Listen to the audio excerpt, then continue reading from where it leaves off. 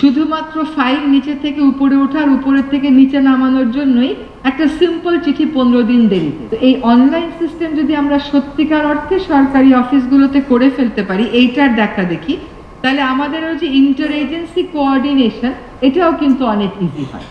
আমরা inter agency কোঅর্ডিনেশনের ক্ষেত্রে এক হচ্ছে বিদেশি ক্লায়েন্টকে আমরা সাপোর্ট করলাম বা বাংলাদেশি ব্যবসায়ীদেরকে সাপোর্ট করলাম, কিন্তু ইন্টার এজেন্সি কোঅর্ডিনেশনের ক্ষেত্রেও আমাদের কিন্তু ডিজিটালাইজ হওয়ার অনেক সুযোগ আছে। আর উপর থেকে নিচ থেকে যে উপরে উঠে আর উপর থেকে যে নিচে নামে, এটা এমন একটা ক্লান্তিকর প্রসেস, নিচে যা লিখে দেয় মনে হয় তাই সাইন করে দিই, আর ফাইল করতে আমাদের ইচ্ছা করে না। তো নিচ থেকে উপরে একবার সাইন করলাম, আবার দেখি 2 সপ্তাহ পরে ফাইল আমার কাছে আসে। আমরা এটা আবার কেন আসলো?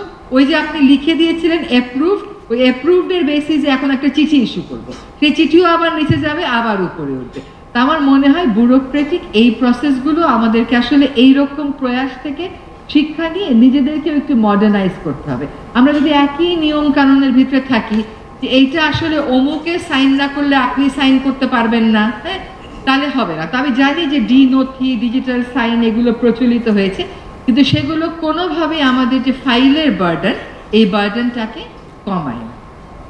এখানে গুরুত্বপূর্ণ বিষয় হচ্ছে আমার জন্য বুঝবার যে আমাদের ডিপার্টমেন্ট অফ এনভায়রনমেন্টের ছাড়পত্রটাকে অনেক সময় একটা আনুষ্ঠানিকতা মনে করে নেওয়া হয়, যেটা সরকার যে প্রকল্পে হ্যাঁ বলবে, সেই প্রকল্পে ডিপার্টমেন্ট অফ এনভায়রনমেন্টের সাহস কি আছে না বলার। কিন্তু সেই দিন বদলাচ্ছে, দিন তো সবসময় একরকম থাকে না। তো এটা আমার একটা জিনিস ভালো লাগছে যে বিষয়ের গ্র্যাভিটিটা সকলে মিলে জাজ করবার একটা সুযোগ আসবে।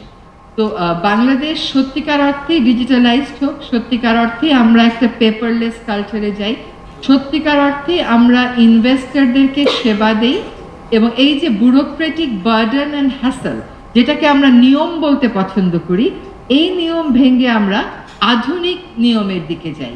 আমার মনে হয় যে এই ব্যুরোক্রেটিক যে নিয়মগুলো আছে এগুলোকে আমরা বলি, আমার তো মনে হয় বজ্র আটুনি ফসকা গেল, দুনিয়া সব সেফগার্ড আছে, শেষ পর্যন্ত যেই কৃষ্ণ, শেষ পর্যন্ত বেলায় যে এই প্রকল্পে সময় মতো হয় নাই, এই প্রকল্পে এই আরো বেশি টাকা লেগেছে, এই প্রকল্পে দুর্নীতি হয়। তো আমি এত যে নিচের থেকে উপরে সাইন করলাম, উপর থেকে নিচে সাইন করলাম, এই প্রসেসটা আমার কিন্তু রিভিউ করার দরকার হয়ে পড়েছে। আমি খুশি যে আজকে এরকম একটা রিভিউ প্রসেসের ভিতর দিয়ে একটা এক্সারসাইজ 2016 সালে শুরু হয়েছে, সেটা 2025 সালে আমরা উদ্বোধন করতে পারলাম।